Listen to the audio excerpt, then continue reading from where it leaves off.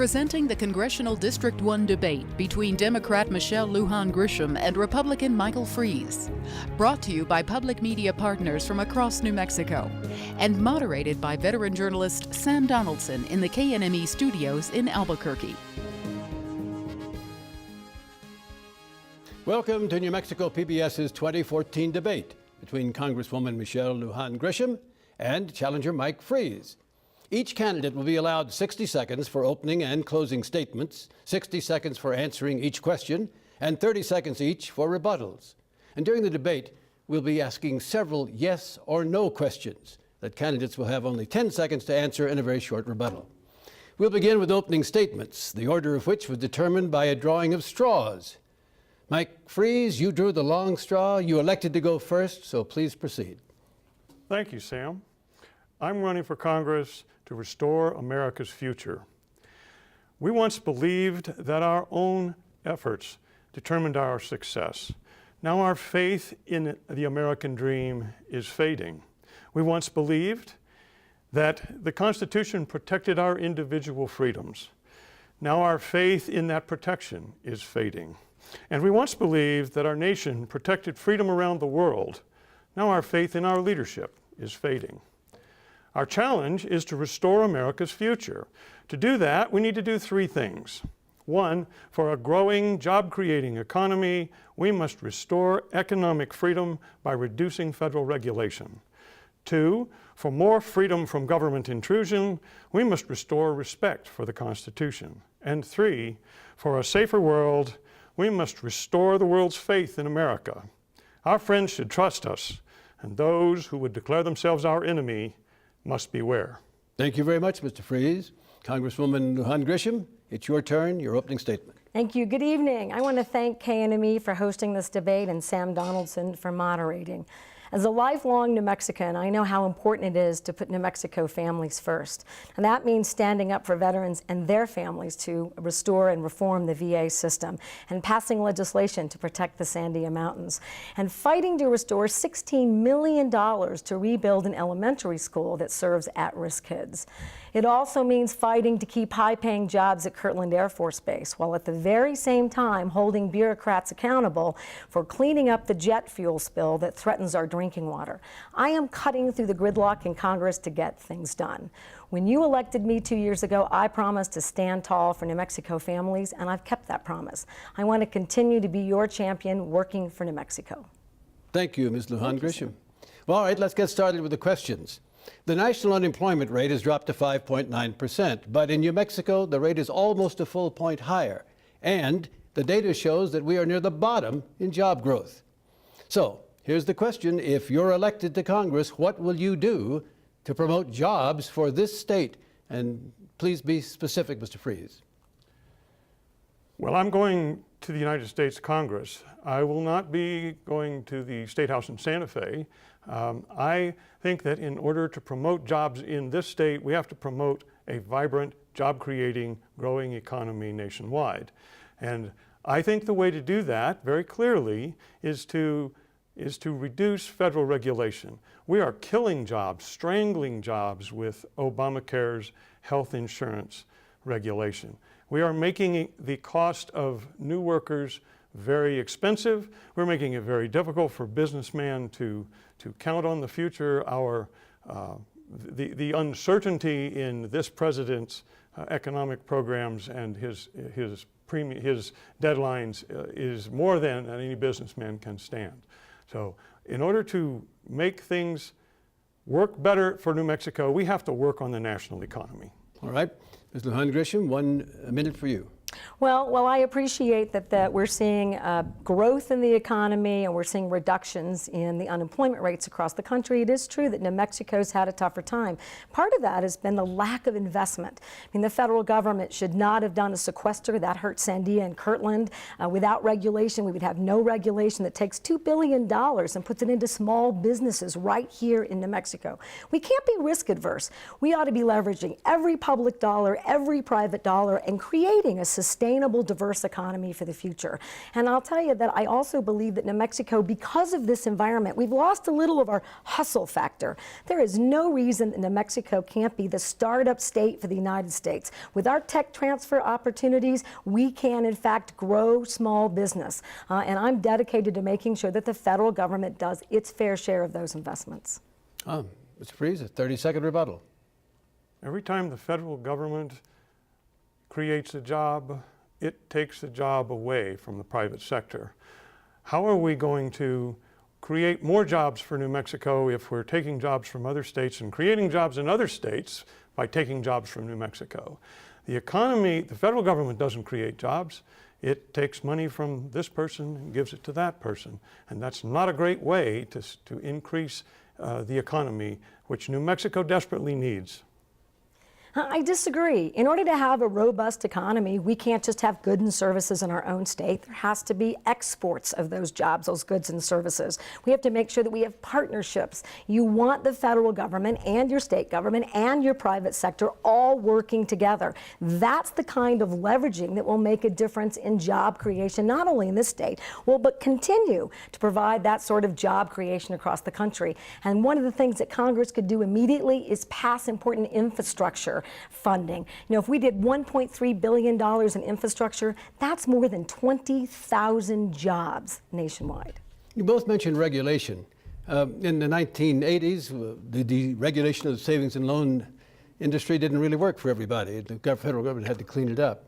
And for the last 10 or 15 years, maybe the deregulation of the financial community didn't really work for everybody, and we got in big trouble because of that. Yet on the other hand, I think everyone understands that overregulation would kill the goose that lays the golden egg. So where's the balance? Where do you balance?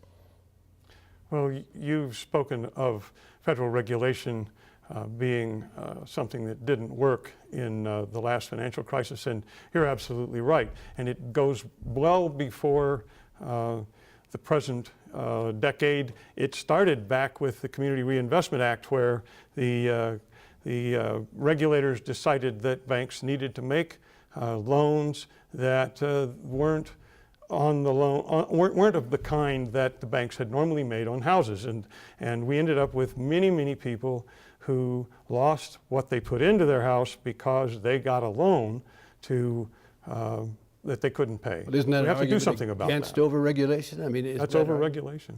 Yeah. I think that's under-regulation. I mean, you hit the nail right on the head. What we have to have is a balance. I would tell you that those Americans, those New Mexicans that lost their life savings because we were under-regulating too big to fail banks, that are now going through foreclosures because we were under-regulating ourselves and Freddie Mae and Fannie Mae, it doesn't make any sense. What we have to have is a balanced regulatory structure that promotes small business growth. In fact, I would be in favor of passing tax reform to make sure that our tax rate for small businesses gets to 28% and lower. As a small business owner, I recognize the value of those kinds of investments. And I recognize that while Dodd-Frank does a lot to make sure that we don't have the too big to fail bank crisis, we don't have balance because we don't keep adjusting. We should be doing more to make sure that community banks, right, and credit unions can lend money. All right, your rebuttal time is up. Let's move on to another question here, related. For years now, Congress and the American people have fought over fiscal policy. We spend less or what? On social programs or not? We continue to raise taxes, particularly on the wealthy, or not? We shut down the government to make a point. We vote for or against the national debt ceiling being raised so that we can pay our bills to make a point. Now, this is the general question, but give us some idea of where you stand on this question of taxation and spending. Ms. Lujan Grisham? Well, again, I think we ought to have balances, Sam. So I want to just point out that part of the problem in Congress is that it's, again, all or nothing. So we're going to close the federal deficit. We're not going to do any investments. We're not going to do any kind of tax reform for folks at the highest end to pay more taxes. And in fact, we did a bit of a balanced approach, removing some of the sequester and asking those at $400,000 and above to pay a little more in taxes. And look what's happened. In fact, we're closing the federal deficit faster than anticipated. And I think today we're seeing that it's well below $500 billion. That's the kind of balanced approach that makes, I think, an effective approach in fiscal policy in this country. And Mr. Freese, where do you stand on this business of taxation and spending? Well, you're addressing the deficit, the increase in the debt. every year, the money that we have to borrow every year in addition to what we've already borrowed. And I'm a firm believer that we need not to have our federal government be larger than 18 to 19%, which it historically has been, of our total production.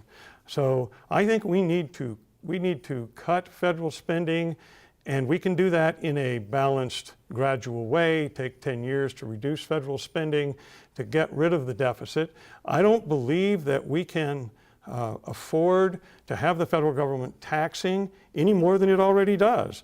And it is taxing at that 20%, 19% level. So we have to get our deficit under control, because only that way will our economy grow like it used to grow. The present economy, this recovery has been incredibly long and slow, and it's not producing the kind of growth that New Mexico needs from the national economy. Twice now in the last 20 years, or even less, the federal government has shut down because of a fight between Congress, members of Congress, and the president often. If you are in the House of Representatives, will you cast a vote that you know will result in the federal government actually shutting down? I would do everything in my power to prevent the government from shutting down. I mean, we spent upwards of $25 billion in a government shutdown that produced absolutely nothing except a greater divide. I was proud to be part of that women's coalition, bipartisan, bicameral, that ended that all or nothing debate. That was nothing more than a political stand about the Affordable Care Act, instead of having reasonable discourse and discussion about what kind of ideas would make a difference. You pointed out just a moment ago, Sam, that what are we doing about our fiscal policy? We've reduced taxes in New Mexico over and over and over again, but you haven't seen that economic growth. Balanced approaches, balanced approaches. Mr. Freese, would you cast a vote that you knew would shut down the government? In the last shutdown, Sam, the House passed a bill and sent it over to the Senate, and the bill called for nothing to get the debt ceiling lifted, except that Congress should not take the benefit that nobody else gets, the money ponied up to pay for the health insurance from the health insurance exchange. And the Senate rejected that bill. I don't know exactly who voted to shut down the government, but I think it was probably the Senate, not the House. Well, is your answer yes or no? How would I know? There are two bodies of legislation, the House and the Senate. Yes, no, but they disagree. The question, sir, what would I do? Would you cast a vote that you knew? I would have voted for that bill, absolutely. Okay, fair enough. By the way, would both of you close your notebooks? The lights in the studio are glaring off of them and making it difficult for me to see you. All right, fine. Got some, but there may be a glare from my... We spent a lot of time on that. Those questions are very important. Let's go to another important question, foreign affairs. The United States and many other nations, as you know, are mobilizing to stop the murderous rampage of the group that says it wants to set up an Islamic State in Iraq and Syria. They behead people and all that. And the question would become, would U.S. ground troops be used? The Obama administration says no, it would not send U.S. ground troops. The chairman of the Joint Chiefs of Staff, General Dempsey, says it might be necessary. John Boehner, the Republican Speaker of the House, says yes, it's going to take U.S. ground troops. Would you vote to authorize the president to send U.S. ground troops to the Mideast on this occasion? Mr. Freese. I would. The president has not asked for such things. Should he if he wants to do it? He has. If he wants to do that, then I would certainly vote for that. I think it's essential that we stop ISIS in Iraq and Syria, and we not let them launch terrorist attacks here in the United States, which I believe that they intend to do if they get free reign and can set up camps and train people. They have the financial resources to do so. So this president has let the opportunity for action pass time and time again. He drew a red line in Syria against the use of chemical weapons against the people of Syria by Assad. He ignored the passing of that. We cannot afford to allow this plan of his to go forward. It won't accomplish anything. He says he's got a coalition of we who will stop ISIS, and I think we can only hope. So you would vote if it's put to you to send U.S. ground troops if you believe the situation required it? If the situation required it, I think it's essential that the United States step up. Ms. Lujan Grisham. Well, Sam, I think that's like a very reckless approach. The facts that we have today indicate exactly what we want in terms of credibility around the world. We have to have partners who are using airstrikes, training, and weapons to make sure that collectively we're battling these very serious and real terrorist threats. The notion that we're going to do boots on the ground and go to war against every country that indicates that it wants to do us harm means that we're going to be at war everywhere all the time. This is making sure that we are prepared in the most effective way to do real damage and degrade ISIS, to make sure that we are investing in an international community, which has been the criticism before now, that we don't invest in an international community that collectively will degrade, minimize, and defeat ISIS. And I'm prepared to make the votes that do the very best effort at making sure that occurs. If the president should decide to send ground troops, do you believe he is obligated by law, constitutional authority, or what have you, to come to Congress and ask for permission? I absolutely believe that he does, and he should be, and any of our commanders-in-chief ought to be prepared to bring real evidence about why that's the only option. And I would be interested in how we pay for it, what the international community is doing, and I want that real intelligence about exactly what's occurring. All right, now a couple of those 10-second questions, the yes or no questions. I really like a yes or no. I understand that may be unfair from the standpoint of looking at your whole position, but let's try it out and see. Here's the first question. It was freeze to you, and then you'll get to answer it. Do you believe that new federal gun control laws are needed? No.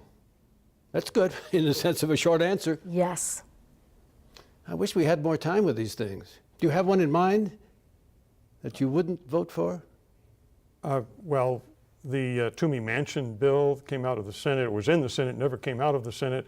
Was pushing for a background check at gun shows.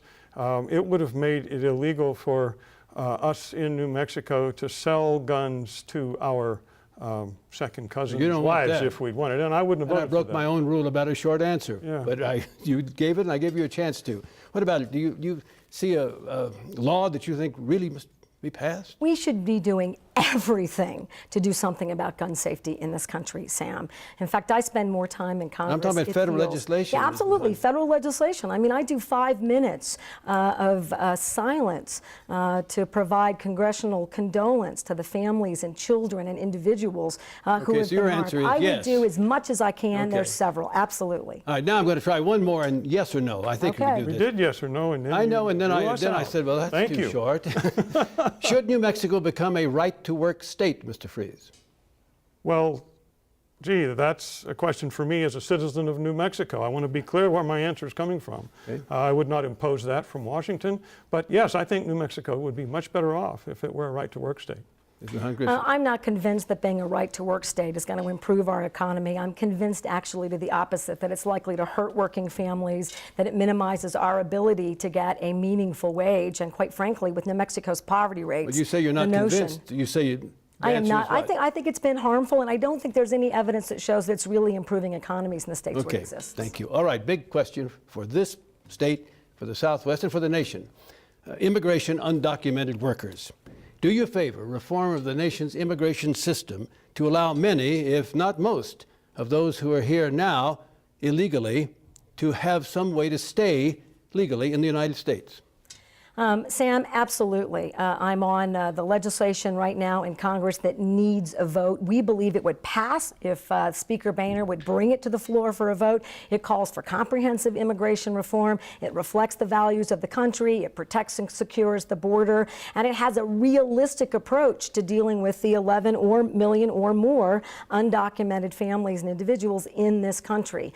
That means that you pay your back fines, you go to the back of the line, that you have a very arduous and rightfully so process for citizenship. You know, comprehensive immigration reform would bring nearly $1 trillion to this nation's economy over 2 decades. It gives us real opportunity to grow small business. And in fact, there are reports that indicate that at least $2,000 more would be in the pockets of every New Mexico worker as a result of immigration reform. What about it? Some path to staying legally in the United States for undocumented workers? Well, I think we should start by enforcing the laws we have. And I think the most important law we could enforce would be the law against allowing people who are in this country illegally to work or to receive welfare benefits. And I think if we were to be able to put a wall around our welfare office and our workplace, we wouldn't need one at the border. I believe that we need to keep from attracting people to come across the border. I have a lot of sympathy for the people of our neighboring nations that suffer from poverty and lawlessness, but I think that we have working families in this country that need protection too. And I believe that we could draw a wall around our workplace and we can make it so that people who are here illegally can't work, and I think that's the first step. Let me see if I understand you. You believe there shouldn't be, or there should be, some way to allow some, if not most, of people who are here now undocumented to remain legally. Well, if we first make it so that the people who are here have to have documentation in order to work, they won't be able to work. That'll make it a difficult situation for them. You don't think they should be able to work? I do not believe that those who are not here legally should be allowed to work or should receive welfare benefits. And I think we should work to make that the law of the land, if you will. Rebuttal? It is the law of the land. Well, to be clear, frankly, federal government and state legislation prohibits most of those benefits from being available. Now, does that mean that we need tougher regulations maybe at the state level to make sure that they enforce those productively? Maybe so. But in fact, this is the first time that we've had labor, business, agriculture, the faith community all saying that you've got to do comprehensive immigration reform. And my opponent is suggesting that you would deport 11 million people, you would harm the economy, we would wrap, I'm not sure what that means, a wall around employers to prevent them from what? Recruiting and keeping some of the best research talent in the country because we don't have an immigration system that allows you to stay for that work visa. That's going to harm our national security efforts to boot. Rebuttal? My opponent knows very well that H-1B visas allow people to be here legally, and those are the intelligent minds that the semiconductor researchers want in this country. So she knows very well that that's a false example, a straw man, if you will. I won't bother with that. We need to make it possible for employers to know whether someone is here legally or not. And that's the first step, to enforce that law. And when we enforce the law about welfare, about employment, being limited to people who are here legally, we'll be in much better shape.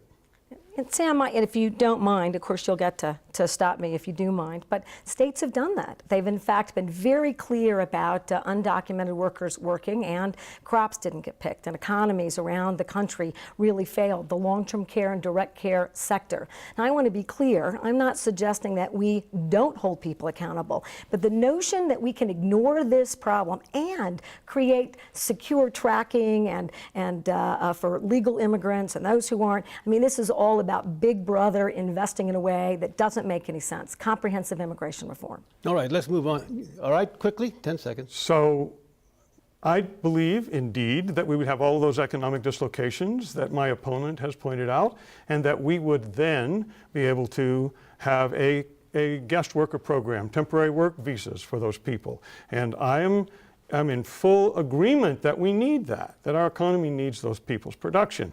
But I think we first need to make sure that those people who are here illegally can't work, can't get benefits. It's happening today, and we need to do something about it. All right, now let's come back home to Albuquerque and the Albuquerque Police Department. Like many police departments across the country, we're not unique here. The department is being criticized, and the Justice Department is investigating and accusing the department of, on occasion, using excessive force and violence in carrying out its duties. Particularly singled out the shooting of the homeless man James Byrd in the Sandia foothills. Boyd, rather. Now, it's clear that the department has its critics and its defenders. Here's the question. What is your view of Albuquerque's police department's actions and the stance taken by Albuquerque Mayor Berry and other city officials?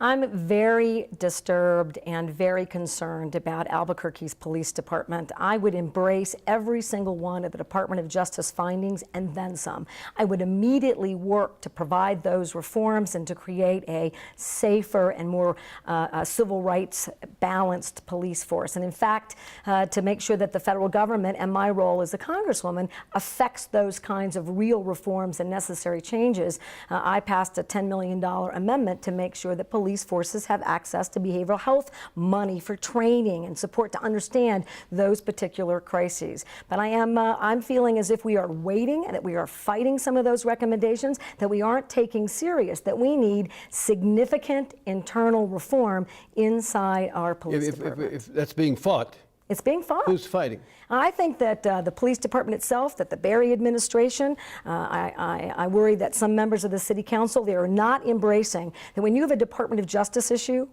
issues, significant issues, you work immediately to take those recommendations and do everything in your power to restore a safe, protective, appropriate police department. Mr. Freese, what's your view of the department, of the criticism and support for it, and of Mayor Berry and the other council members' stance? I think that we need to be clear about the fact that our policemen are out on the street protecting us from people who many times just want to do us harm, and many times people want to do policemen harm, and they want policemen to do them harm. We had terrible incidents in Albuquerque. John Hyde, for example, killed a couple of officers who were coming to his house to help him because his doctor and his family had asked for help. I think we need to be in a position locally, but I want to say again, this is this is the United States Congress I'm running for. I'm not running to be mayor of Albuquerque, and I actually believe that R.J. Berry's doing a fairly good job of responding to the Department of Justice. The Department of Justice's criticisms were vague, and I don't believe they're specific enough that we can say that the police department and the mayor are not responding to them at this point. Rebuttal, Well, I disagree. More than 40 pages of very significant findings. They were in fact not vague. They identified that the use of deadly force was not warranted, that those decisions were actually made by officers before even being engaged in those specific situations. You can't go to the scene, have no evaluation of that scene, and decide and determine that you're going to have lethal force. They further found that many of the independent special units have no cross-training or cross-communication whatsoever. It was very specific. DOJ, the Department of Justice, is an example of good regulatory federal oversight to make sure that you protect and support your police officers, but you protect your community as well. A final word on this subject, Mr. Freese. Well, I think it's clear that my opponent has very strong feelings about the Albuquerque City Administration and I think it's great. Unfortunately, it'll be a year and a half after I beat her this fall before she can run for mayor of Albuquerque. You would want to rebut that, I'm certain, but let's move on. Another local issue, Kirtland Air Force Base. 15 years ago, it was discovered that jet fuel was leaking into the ground from Kirtland. And still, now than 15 years later, the problem has not been remedied. So why has this been allowed to continue? And what will you do in Congress to bring a halt to this travesty? Well, I'm doing it. In fact, immediately upon taking office as the Congresswoman for the 1st District, I said that the #1 local priority ought to be by everyone in the delegation to do something about the jet fuel cleanup. I immediately demanded the Air Force hire a qualified expert who is managing every aspect of the research and development to do treatment. The Air Force, this is not their first jet fuel spill. They know how to pump and treat and evaluate. And in fact, they've not been even holding their own contractors accountable. Why haven't they done it? I think because nobody has made them do it, and I don't think it's Can you make them do it if you're back in Congress? We're making them do it. We are making them do it, and for the first time, they are reevaluating that plume, and they're getting ready to treat that jet fuel spill. No more waiting. They're taking action immediately, and I'm following up on that action every single day. Mr. Freese, the Kirtland spill. Well, the Air Force should be fully responsible for remediation and the prevention of any harm to anyone from that jet fuel spill. I'm 100% on that. And of course, I'm not running for president, I'm running for Congress. So sir, but I will speak to those people and try to get them to do the right thing, just as my opponent has done. Well, but do you have any idea why they haven't done it? Is it just another example of government not working, or what? So the scientist in me pops up when you ask me this question. Good. It is very difficult to remove anything that you've spilled that's gone into the groundwater. That fuel is sitting on top of a groundwater surface which is hundreds of feet below the surface. It is moving toward the pumps because the pumps are drawing water there.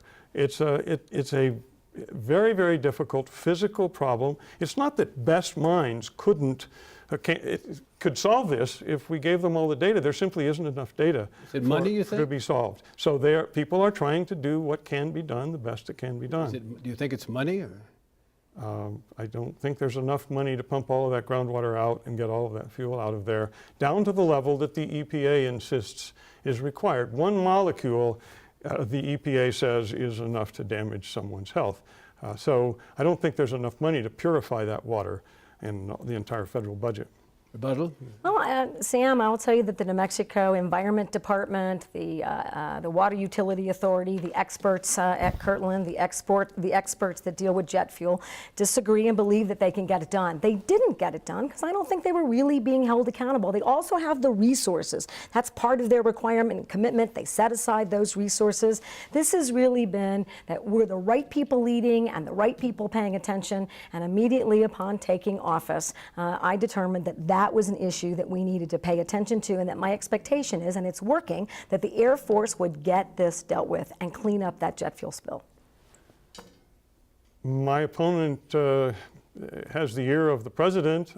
I don't know why the Air Force doesn't listen to the president, but apparently that channel of communication doesn't work perfectly. Sir, you have just given me a perfect transition to another one of our questions. Thank you. We're coming up an election. I don't have to tell the two of you that, or our viewers. And I'm going to bring up President Obama, because all the polls show, all the political prognosticators show, that he is a factor in this election. In fact, David Axelrod, one of the people who helped bring him to the White House, one of his great political gurus, said the other day when the president said, "My policies are on the ballot," that he ought not to have said that, not because David Axelrod doesn't like the president, because he thinks that's politically not wise. So here's the question. Congresswoman Lujan Grisham, what kind of job as a leader do you think this president has done? Sam, I think it depends on the issue. There are issues where I've been disappointed in the administration. I agree that the president should be doing more to hold the Air Force accountable here, to actually hold states accountable in the implementation of the Affordable Care Act, to make sure that New Mexico does something about dealing with its hunger problem. I want an administration that's focusing on the right things, that does something about the Social Security Administration, and absolutely does something to reform the VA healthcare system. Yes, but no on question. the bigger questions for the country. But on the bigger questions, you know, I think it depends on each of those issues, which is why I don't follow partisan politics as a representative of this district. I focus on the district where those votes in Congress that improve the quality of life for a New Mexican. I don't ask myself if this is the president's platform. I ask myself about representing those New Mexicans. On several occasions, I vote against my party or against the president. On several occasions, I vote with them. It really depends on what we're focusing on here. To use the question often asked by terrible people like me, political reporters, in this case, are you running away from President Obama this fall? No, I am really focusing absolutely on running into the district, focusing on breaking through the gridlock. I'm very proud of being the president of the most bipartisan freshman class in the history of Congress, about being part of a coalition of women, passed the Farm Bill, violence against women, the clean debt ceiling, stop the government shutdown, got a bipartisan budget passed for 2 years, the kinds of things that my constituents are expecting that we get done. Mr. Freeze, President Obama, what kind of a president and what kind of a leader? Well, he's not been much of a leader. He is professorial, aloof, not decisive. He seems to take forever to make decisions, and we can't afford that kind of leader. We need a leader who will address the problems quickly and make a decision quickly and stand behind his decision firmly. And I certainly don't see that from this president. Can you think of anything that you think he's done and done well and done right that you might support, even though most of what you see you don't like? As far as I know, he plans to leave office on January 20th, 2016. So that's good. And as a final question on this subject, can you think of anything that he's done that you really hate? Strong words, Sam. There are I know. certainly things that I disapprove of. I mean, one of the things recently that the administration asked members of the Democratic Party to support his administration and not to extend in perpetuity, so forever, a research and development tax credit. In a state like New Mexico, I was really disappointed that we aren't focused on the economic realities of states like New Mexico with that kind of opportunity, but are still really lagging behind in economic recovery in the country. And I was proud to stand for New Mexico on that vote. So one more. Yes, go ahead. I actually admire the president for backing off his decision to close Guantanamo and bring all of those terrorists to New York and try them there and make New York a target for further terrorism. So I think that was something he really didn't want to do, and I think it was a wise choice. And again, it's a tough subject, president of your own party, a president that you may oppose, and yet you're generous enough to say that no, not completely 1,000% bad, and I think people respect that kind of dialogue. But it's just amazing to me that people like Leon Panetta, the former CIA director and Secretary of Defense in the Obama administration, before that Chief of Staff for President Clinton, longtime Democratic member of Congress, said yesterday, or rather last week, that the president had lost his way in Iraq, in the Mideast, and had, by his Iraqi policy of withdrawal, provided a breeding ground for this ISIS, these terrorists, and other Democrats. It's amazing. But of course, the election is not till November, and history will be written about President Obama long after we're gone, and we don't know. I don't know what it will say. But it's time for two short questions. I'll try them again. Never give up, whether it works or not. And this right in. 10 seconds each, and then a little tiny rebuttal. Should the Affordable Care Act, the new health care law, Obamacare, if you will, should it be repealed? Yes, we should return the regulation of health insurance to the states. New Mexicans should be making decisions for New Mexico. Ms. Lujan Grisham. No, repealing it is just another bonus right to insurance companies. We want to keep those protections. We want to make sure no lifetime cap. We want to make sure that pre-existing conditions don't prevent you from being covered. Those are important protections. Forget the rebuttal. I think we both know. Everyone knows where you stand. So the second 10-second question. Do you support or oppose the decriminalization of marijuana for recreational purposes? It's legal for medicinal purposes in New Mexico. Mr. Freeze. Well, once again, you've asked me a question about New Mexico. As a citizen of New Mexico, I don't think it would be a good idea. New Mexico seems to have a fair bit of trouble handling alcohol. Ms. Lujan Grisham. Yeah, Sam, I certainly was very involved in helping New Mexico pass the medical marijuana program. I'm in favor of the advisory questions because I think it's a debate that we now have to have in this country. So I'm really actually interested to be a voter on this and to see what the rest of the voters in this district say. I think it's time that we have a discussion and a debate about it. All right, back to larger questions now, and one that has to do with New Mexico. But of course, Congress has a lot to say, whether you like it or not, about these questions. This is child well-being in New Mexico, very controversial. Not that we don't want to take care of our children, but let's face it, this state has had a disgraceful, according to all the people who report on it, record on child care. The Annie Casey Foundation says that we're 49th in the nation for caring for our children. So, Ms. Lujan Grisham, what in Congress could you do about this? Well, I've already done some things about it in Congress. I specifically wanted to be on the Agricultural Committee, which has part of its appropriations are to do food security and to make sure you're investing and providing free and reduced free lunches at schools. It gets right to the heart of that poverty and to one of our worst indicators, hunger here. I'm a little disappointed, actually I'm a lot disappointed, that the state has run away from focusing on removing poverty, investing in those kids, putting them first, and recognizing that hunger is real. I voted against the first farm bill that had $20 billion in cuts. I voted for the second farm bill after having the opportunity to work through much reduced cuts, $8 billion, and those $8 billion cuts based on the way they're applied to states don't apply to New Mexico, giving us every real opportunity to address poverty and to focus on kids and making sure that they're not going to bed hungry and that we improve their public health outcomes. Child well-being in New Mexico and elsewhere. Mr. Freeze, if you go to Congress, is there anything you can and will try to do about it? The very most important thing we could do for child welfare in New Mexico is to create more jobs in New Mexico, to raise more families, give them the dignity, raise them out of poverty, and enable them to care for their children in the way they would like to do so. I think that the most important thing we can do is to stop solving every problem in Washington, D.C. We need to turn those problems back to New Mexico. We need to say, we'll help make the economy of New Mexico stronger by making the economy of the nation stronger. And the way we do that is cut federal regulation. If we don't get the federal government out of the hair of small businessmen, we will never have a strong, growing, job-creating economy. So there's not a specific program other than creating more jobs and improving the economy that you would point to from the standpoint of child well-being.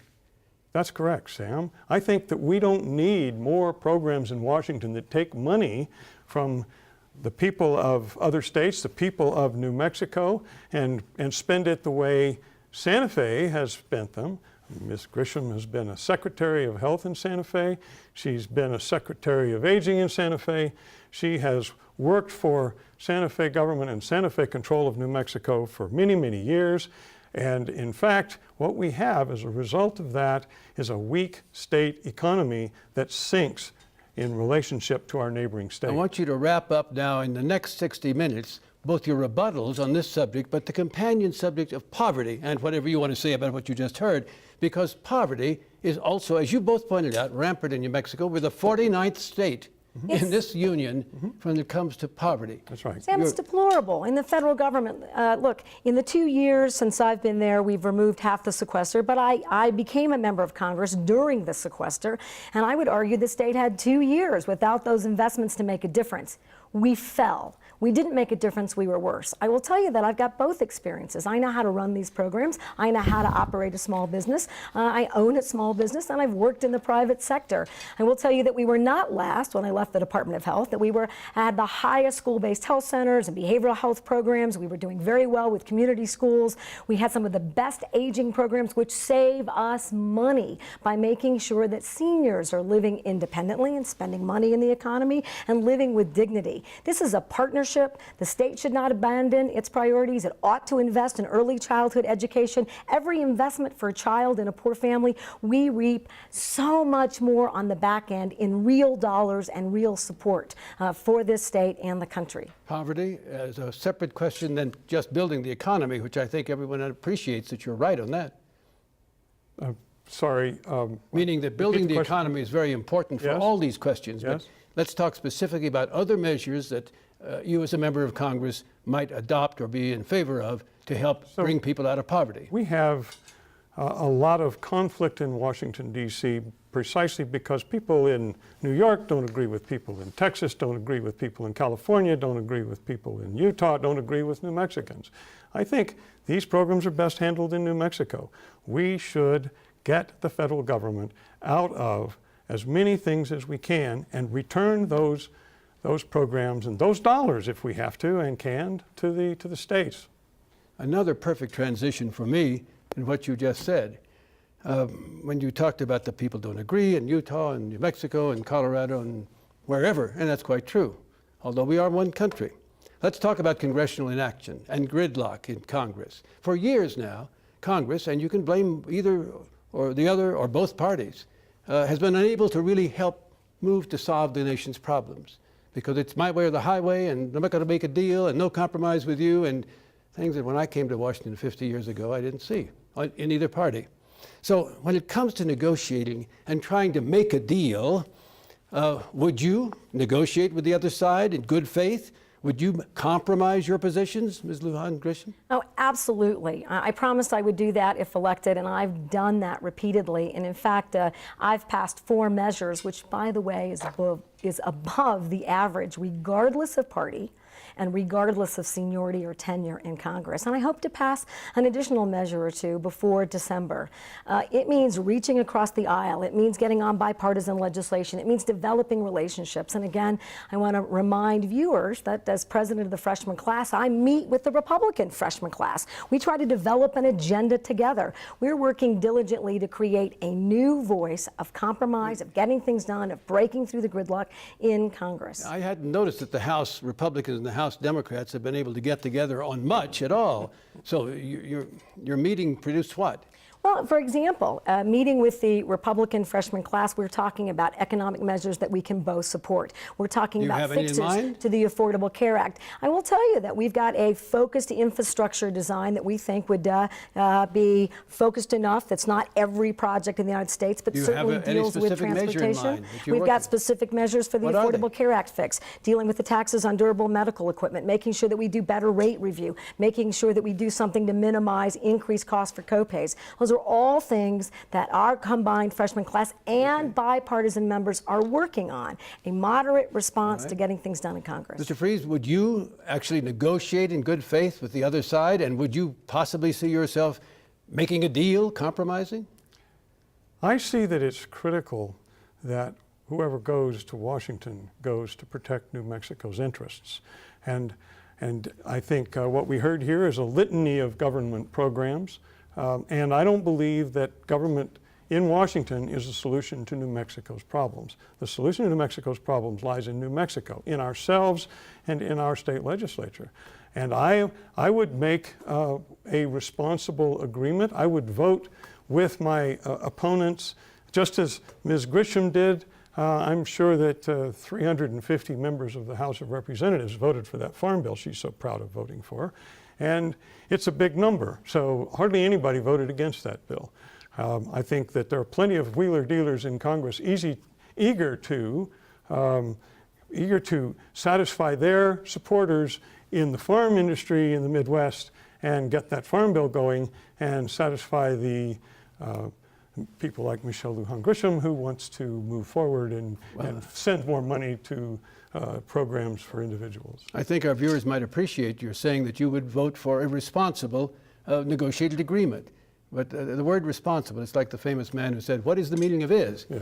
What is the meaning of responsible?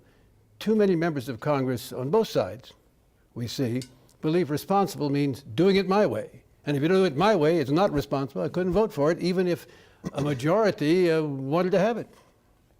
We often talk about gridlock. You know, Sam, very well, I know, that gridlock is built into our political system, into our legislature, where we have two houses. One is populated according to population. One is by state structure. We have a Senate, we have a House. They don't always agree, and right now they're held by two different parties who believe very, very different things about the future and the critical nature of this moment in history. I think we have got to stand by our principles and persuade the others to come along with us if we can. I don't mean to hector you, but I think this is so important. You're both engaging it. But to stand by your principle, all of them, as you say, does it ever not mean, however, well, the other side has a plan. I may not like it, may not think it's the best thing, but they want to try it, and we've got to move the country forward. So rather than block it, I'll negotiate a settlement and agree.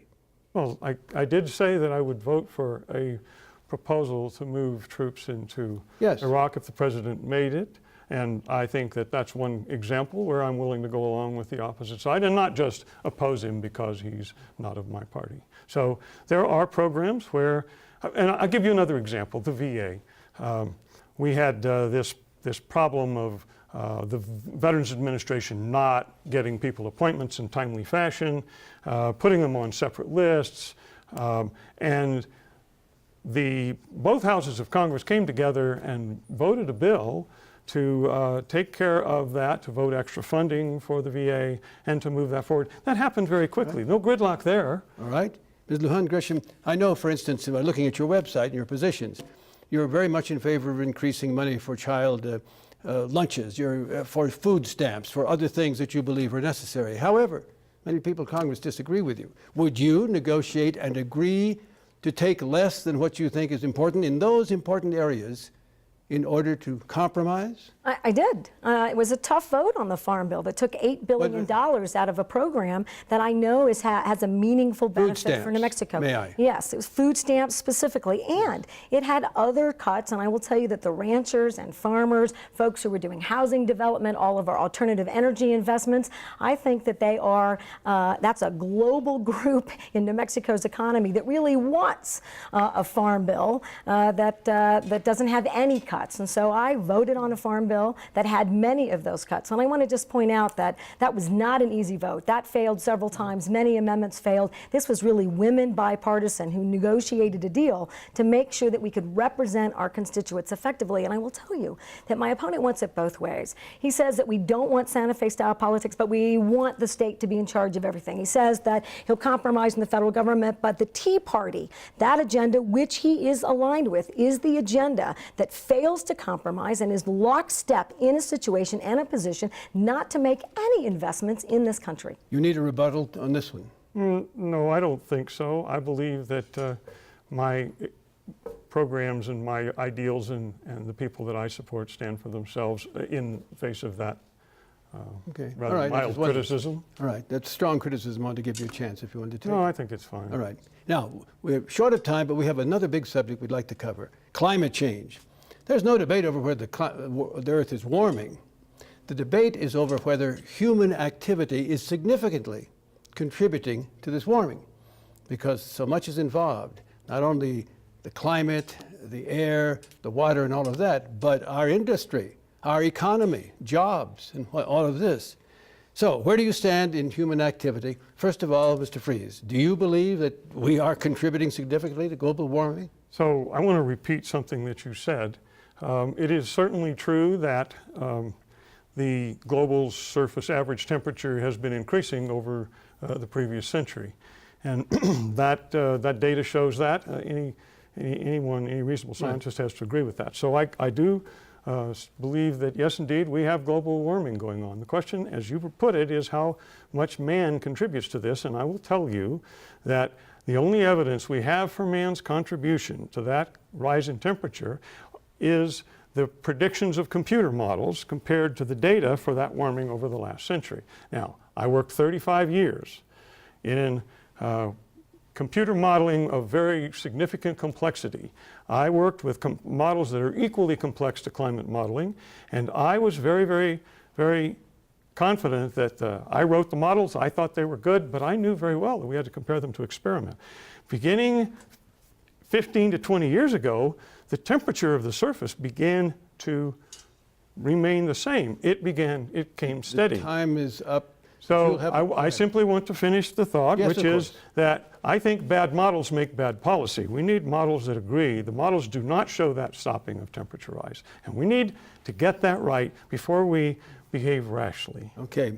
Ms. Lujan Grisham, more than 60 seconds. Take another 10 as we gave Well, to Mr. Freese burying our on this head in the question. sand and denying that there is a real human impact and that our carbon fuel emissions are having an impact, a drastic and dramatic impact on the Earth's warming, and that we have climate change, that it's real. I agree with the vast majority of scientists, not just in this country, but worldwide, that the best thing that we can do immediately is not to ignore it, not to wait any further, but to use current science to reduce our carbon emissions, which we are doing in a variety of ways. And I think that that's exactly the path that we should be taking. I think that we also want to have fossil fuel independence, which means it's a finite source, which means we ought to be doing alternative energy investments. That's high-tech jobs. That's making sure that we have energy independence. And that's really and truthfully addressing global warming and climate change. And I think it's been really dramatic in Congress to see any members of Congress continue to fight that we do have climate change, will not look at the science, and aren't making the changes that we need to reduce our carbon footprints. She says it's an open shut case. Rebuttal, please. So I think I heard my opponent accuse me of being a climate denier. I said very clearly that I believe that the temperature change is rising. And I am disturbed that she thinks I would ignore the data. I don't ignore the data, and it is not true that the influence of man on the climate is a settled issue. There is nothing in science that is settled, and I guarantee you we don't know the beginning of this issue. We have to understand how climate is coupled to man's activity by computer modeling, and I'm telling you we don't know. Rebuttal. Again, I disagree. For all of the scientific evidence that's very clear about carbon emissions and about what carbon does and about the heating and destroying our ozone, we're clear about what carbon does. We've always known that carbon is a real risk and that the best thing that we can do, and private business is even doing, we're looking at ways to reduce our carbon footprint by having an above-all approach to investing in alternative energy designs that, again, grow the economy, give us independence from fossil fuels, and do everything in our power to protect the earth. Okay, we're 1 minute away from your closing statement, so I have a chance to do another 2 of these dread yes or no questions. Do you support or oppose a woman's right to choose in a question of an abortion? Mr. Freese. I don't think the federal government has anything to say about abortion. I'm unhappy with the Supreme Court for having said what it said. I think New Mexicans should be making those decisions for New Mexico. Okay. I believe in a woman's right to choose. All right, and the second question is, do you support the right legally, whether you think it's a good idea or not, of gays to marry? I support marriage equality. So the answer is The answer is yes, an unequivocal yes. Proud of New Mexico for our stand early on marriage Mr. equality. Freese. I don't oppose gay marriage. I have a brother-in-law and a partner married in New York. I don't oppose it. It's a done deal. This train has left the station. Thank you for answering these questions, and I think the audience thanks you. It's time now for your closing statement, and Ms. Lujan Grisham, you go first. Thank you. I want to thank KNME and Sam for tonight's debate. Earlier this year, I had the opportunity to attend a naturalization ceremony where I got to shake the hands of 150 new citizens as they took the oath of allegiance of the United States of America. Now, I bring that experience up, because as frustrating as politics can be, I still believe in our democracy. I was inspired by the pride in these new Americans. In the same way, I'm inspired by veterans who talk to me about their service, and about young entrepreneurs who want to start a farm in the South Valley, and by teachers who were satisfied not by test scores and evaluations, but by seeing their young students succeed. I'm further inspired by a young constituent, Jeremy from Bernalillo, who's battling courageously a life-threatening illness that doesn't allow him to work. He was denied his Social Security disability benefits that he paid for. I've introduced legislation to protect Jeremy and others to get the benefits that they deserve. I'm honored to be your United States representative in Congress. I humbly and respectfully ask you for your vote. Thank you. Mr. Freese, according to the draw of the straw, you have the last word. Thank you, Sam. Thank you very much for moderating today. And thank you, New Mexico Public Television. And thank you who joined us tonight. You care about our future. Solutions to most of our problems lie in ourselves and in New Mexico, not in Washington. My opponent believes Washington knows best. Washington causes problems, so there's much to undo there. Health insurance regulated there isn't better. Free speech controlled there isn't freer. An economy run there will never make enough jobs, except for bureaucrats. Some problems are federal problems. Controlling immigration, protecting our rights, defending our nation at home and abroad. Those are all jobs my opponent will come down on the wrong side of and will do badly. Finally, I want to thank the dozens of young people who work for my election every day. I'm a gray-bearded professor, but they fight alongside me to ensure your right to the pursuit of happiness. I ask for your vote so we can begin to restore America's future for them. Well, I want to say, I thank you both for participating in this debate. It is your right not to, any politicians, but I admire people who are willing to debate no matter whether they're ahead or behind. So I thank you. And that's it for our debate. Thank you, Representative Michelle Lujan Grisham, and Mike Freese, our public media partners, and our production team. And ladies and gentlemen, thank you for watching and supporting public media in New Mexico. I'm Sam Donaldson. Good night.